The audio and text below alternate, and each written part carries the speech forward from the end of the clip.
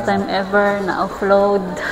Na-offload and Hindi namin ina-expect na ma-offload kami. Ito nga, may issue yung dito kami sa airport.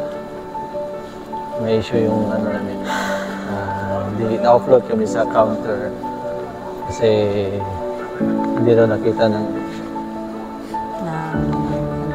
yung application namin. Yung application, yung visa namin sa immigration system. Immigration system, immigration. Hindi namin alam anong mali, pero sabi daw yung issuance country. So, hindi namin hindi namin ma-catch up kasi lutang kami pagkasabi na hindi kami i-allowed. So, napakasakit. Kuya Eddie.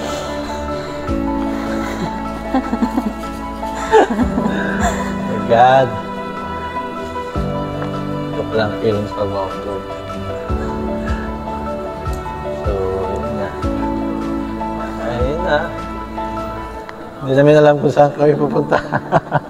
Gusto namin ilabas yung mga nanakit namin. Tsaka experience namin. Pero we lift to God na lang yung plano niya. Kung ano man yung plano niya. Actually, we're so broken-hearted talaga. We never expect kasi yun yan. Marami na kami ito na. Ito. We're ready na talaga for New Zealand. Yun yung advice na staff ng Emirates is tawagan yung immigration para i-rewrite yung details. Issuing country ng passport namin. Kasi sa pagkakaintindi ko is ano kasi namin sa passport namin is issuing country is BCG Dubai. Pero I think sa New Zealand immigration is Philippines. So hindi nag-match yun lang talaga. Kasi yung mga passport number yung same lang talaga pero hindi daw matanggap ng immigration ng New Zealand kasi yun yan. Andun pa rin yung pabor ng Panginoon kasi kung in case kung nakalipad kami nakapunta kami sa dumating kami sa New Zealand at hindi kami makapasok kasi yun yung issue is mahirap.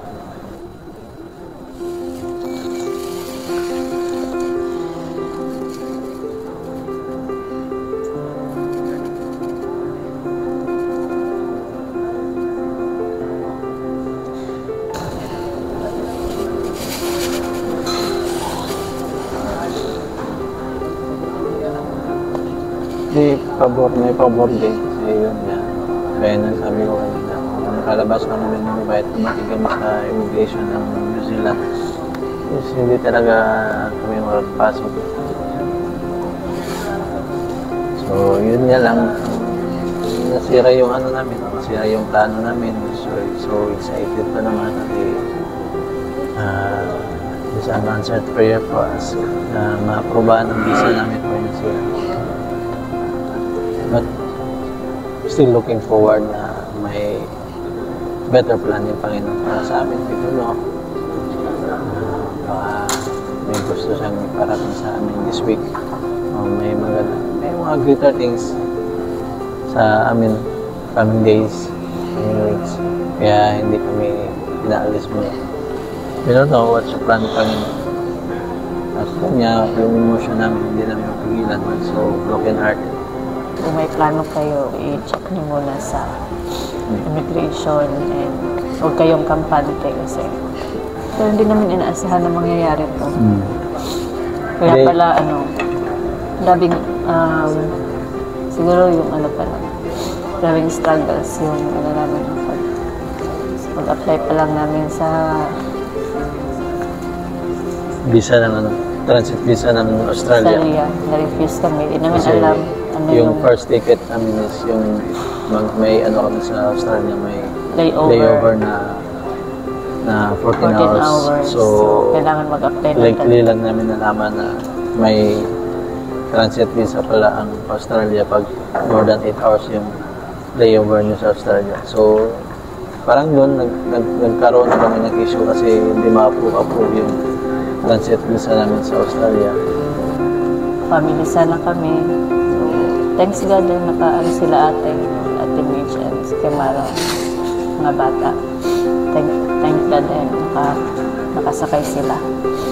So, siguro hindi talaga will ni Lord na magkasabay kami. And God is in charge.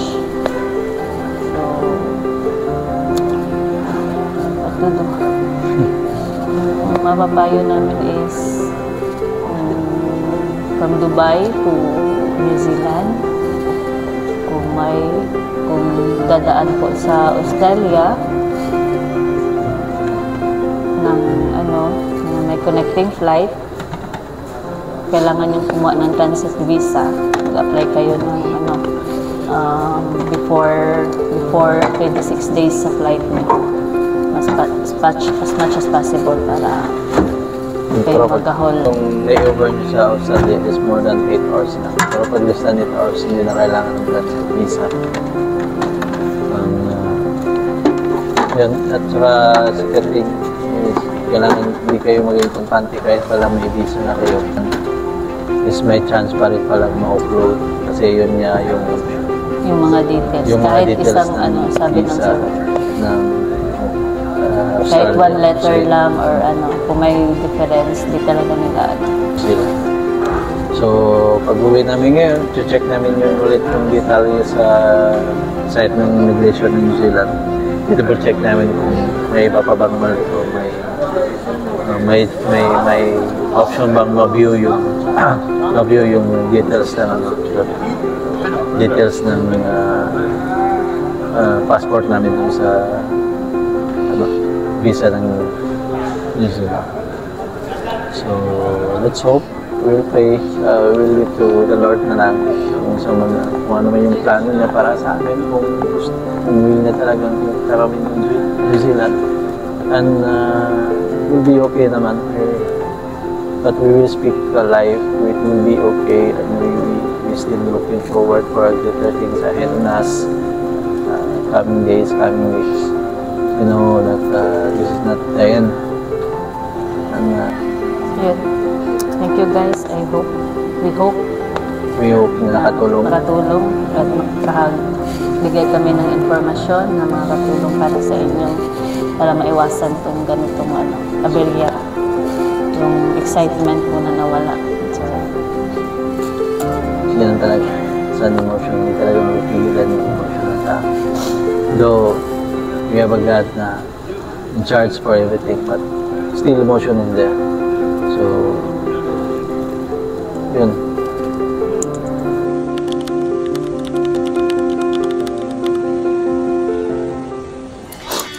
Hi guys! We're back! Yun na yung smile namin. Praise God kasi na-okay na yung namin, yung visa namin. So, tinawag lang namin siya sa yung sa previous namin na video, yung na-upload kami. So, thanks God dahil na-sort out na yung issue. So, tinawag lang namin siya sa New Zealand Immigration and it takes like 2 days kasi Monday, Tuesday siya. So, thank you Lord kasi nandito na kami, may boarding pass na. So, salamat. God bless everyone. Yeah. Ito po yung plano na